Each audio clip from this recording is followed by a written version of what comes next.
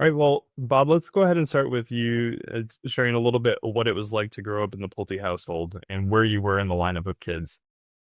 Growing up in the Pulte household was a lot of fun. I mean that, a lot of fun. We, as you know, came from a very large family, 9 natural and 14 blended.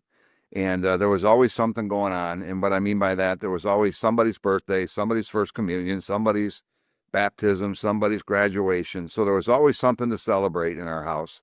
And we were very lucky to do that. In the pecking order, I am towards the younger crowd. Naturally, I have 4 older siblings, and below me, I have three. That's not right. 5 older than me and 3 younger than me, excuse me. So I'm in the middle. I suffer from what we call middle child syndrome. We never struggled to find anyone to run around with in our house because somebody was always looking to do something. Yeah. Uh, can you share about what you remember about your dad when you were younger, when you were growing up? Well, I remember an awful lot about my dad. My dad was a disciplinarian, and I was kind of a knucklehead. So we had a lot of conversations, my dad and I. But growing up, my dad was always very busy with us, work, his church. Dad was always involved in the parish council. He was always involved in the school. He was always involved with something.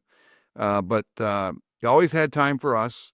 Always home for dinner. Every dinner was every night, 6:30. Very, very strict about that. It wasn't at 6:45. It wasn't at 6:15. It was at 6:30 because that's when Dad would be home. Dad spent an hour and a half with all of us, and then he went back to work some nights or to a meeting about something.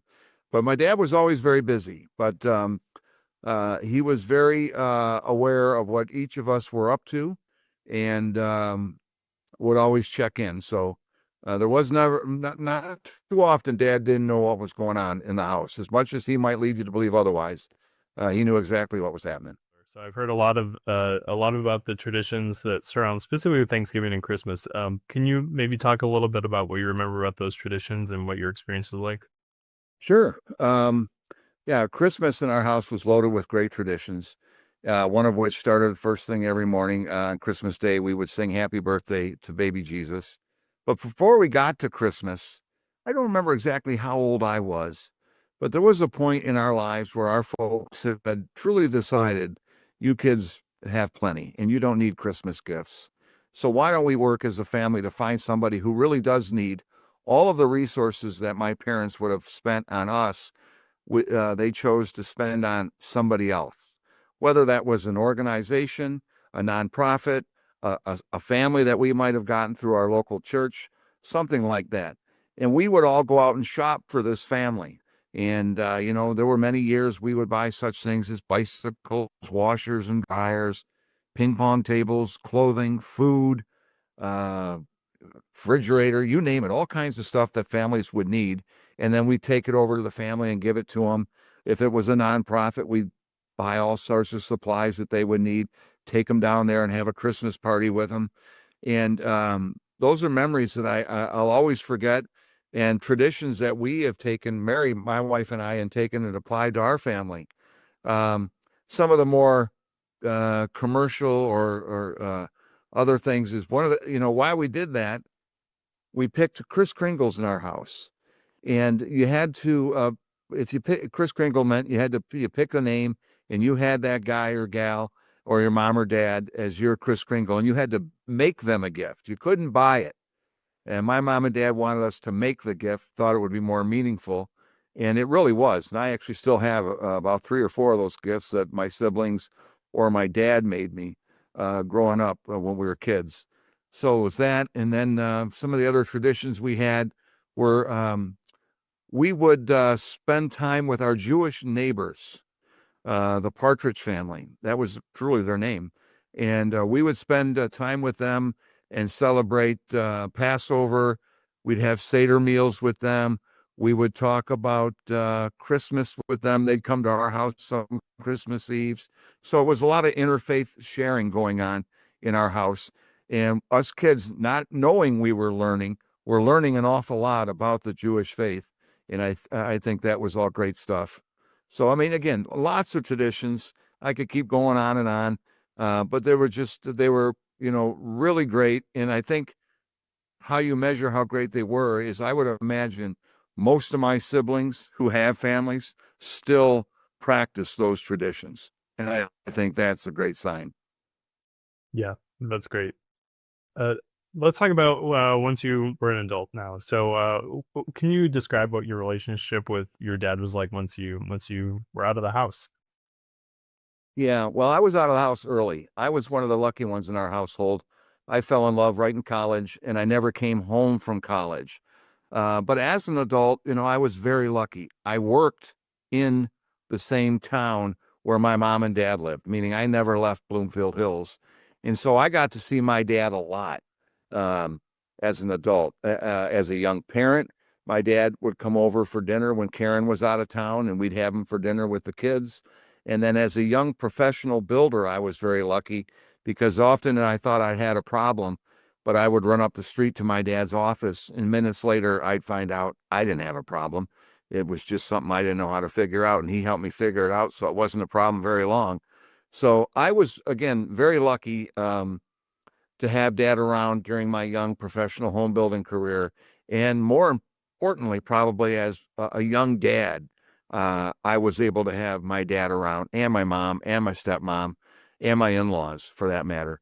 But dad was great. Dad would never make a decision for you, but he'd help you get in position to try and make the right decision, but he would never make a decision for me as an older or as an adult. But my relationship with my dad as an adult was great. Problem was, it just wasn't long enough. I mean, he was working like a dog until just years before he passed.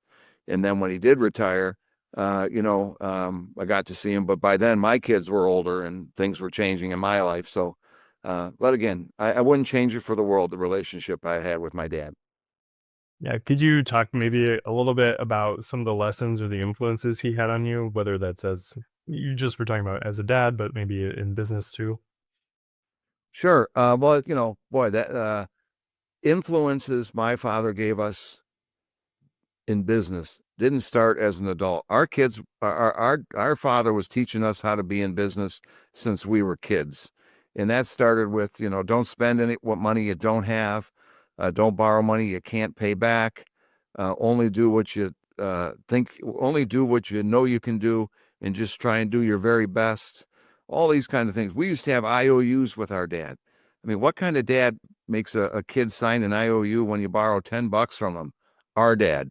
And our dad probably died with a drawer full of IOUs, but I'd find that hard to believe because he was always asking to get paid back. But dad was always teaching us without ever us knowing we were being taught. That was probably the best part, right? He would simply just slide in a few things here and there. In his old famous line, if I were doing this, here's what I would do. And when he would start talking like that, you knew he meant you were doing it wrong. Listen up. I'm about to tell you how to do it without telling you how to do it. So that was one thing. And of course, in business, he always taught us the most essentials: morality, ethics, be kind, all of those things. I just left a meeting here in my home moments ago, and we talked about just doing the right thing, and that's one of the things again I'll forever cherish, that my parents, my dad in particular, probably taught me professionally. Is just do the right thing, right? And so I myself often find out when I'm in a pickle at work. I don't wear a bracelet that says it, but I often think, I should wear a bracelet that says, "What would dad do?" Because I think about that a lot. What would my dad do in this situation? How would he react? What would he say? What would he not say? So I'm happy to sit here and tell anyone who will listen. I probably have learned everything I know about business from my dad in one way or another. Um, so that's that. And of course, yeah, I'm sure you're probably going to ask about our faith. And I often used to tell my dad, "Dad, you have given me so much in my life, but nothing I see is more important than my faith." And he often would just simply say, "Bobby, you're spot on. You're right. And I hope you never lose your faith," which I haven't. And I'm very blessed that I haven't, my children haven't, and it's still a very big part of our life every day, as it should be. Yeah, let's talk about faith for a second then. So, how did you see your dad influenced by his faith, and then what impact did that have on you?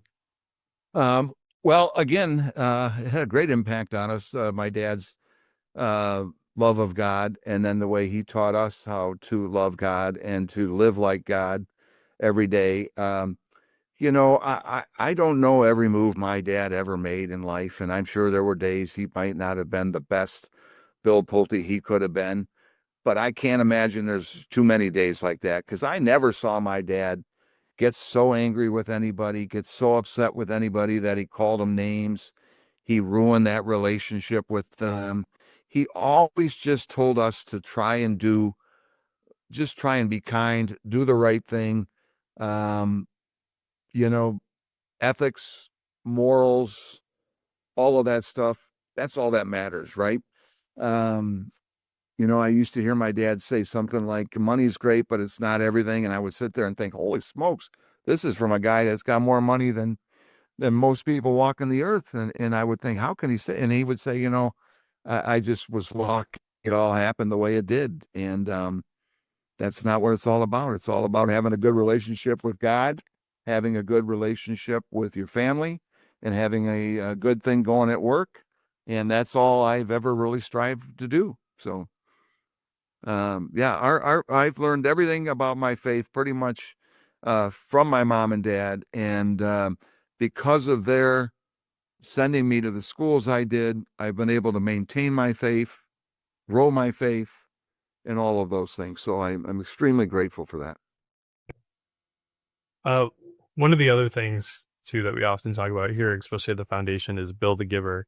Can you talk about what you knew about your dad's giving and his practices in terms of giving back to the community, whether it's the church or the Detroit community or others? Sure. Well, we watched it firsthand growing up, him and the work he did. I can remember as kids, he and my stepmom would get together on the 31st of December, and they'd go off into the corner of their office or something, and they'd sit there and they'd pull out all of these letters that they'd received all year long requesting donations. And they'd talk about this group, this guy, that gal. And it wasn't just nonprofits, they were individuals, they were all these different people seeking money. And they would talk about it. And they had they put a one on a page, they'd put a two on a page, they'd put a three, and they'd come back and change a one to maybe a two. And everybody would end up getting a little money. Some got more than others. But I always thought, God, for them to sit there and do that, they must really care about these people that they have no idea who they are. And that was just something that stuck with me as a kid. And then, as I mentioned, as we got older and he was talking about giving things that we thought we should have, about giving them away, I mean, all of us just started realizing that that's far more important in life than getting anything. And again, I would think, I can't be sure, but I would bet you every sibling I have is somehow involved with some nonprofit organization or multiple nonprofit organizations, all as a direct result of watching our father and our family uh, our father be so generous the way he was. Uh, that our dad taking care of other people was just like buttering toast. He never even thought about it. If he could do it, he would do it. And, we all, siblings and family, learned so much more about our father after he did pass away, about just how generous he was with people we had no idea existed, right? So many people at the funeral home or at the reception came up to many of us and said, "Hey, I just want you to know what your dad did." And we were blown away. I mean, because we thought what we knew was already plenty. But then when you found out stuff we had no idea, and I'll never forget the day I got to go over to his office. His secretary told me to come and clean out his desk. And I went over there, and my brother Mark and I were there, and we were finding notes from people who had written him letters from the 80s, 90s, early 2000s, thanking him for helping them out. And they've just, they made the whole difference in their life for this small amount of money, I'm sure to my dad, but to these people, it was everything. And, you just think, God, what kind of guy? And again, you guys are in the business of making dad out to be this foundation. That's great. I still get to just call him my dad. I'm still in just awe of him because he was my dad, not because of all this other stuff that has come about. But I still just, I am in awe that I was able to call him my dad for many reasons.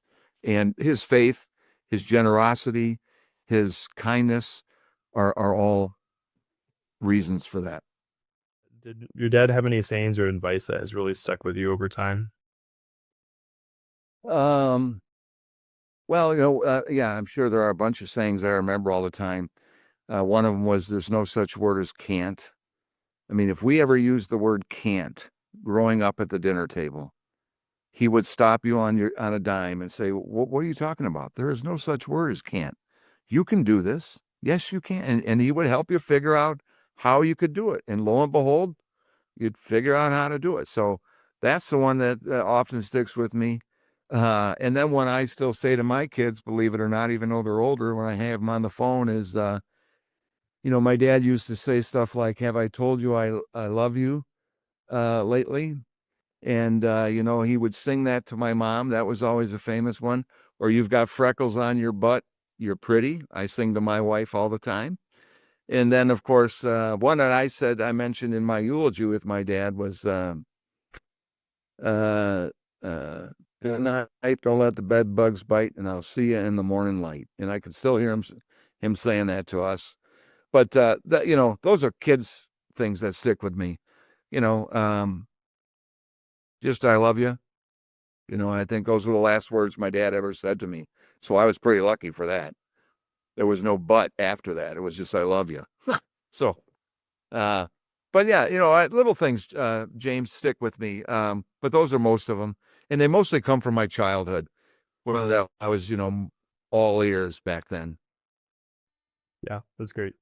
And then the last question I'll ask is, do you have I know I asked you about a childhood memory, but do you have maybe a memory from when you were an adult or just over the time you spent with your dad? Um, no, yeah, I mean, Dad and I were able to do a lot of cool things. We were able to go play golf down at Augusta National together, and I'll never forget that. I think it was not as exciting for my dad to be there as it was for me.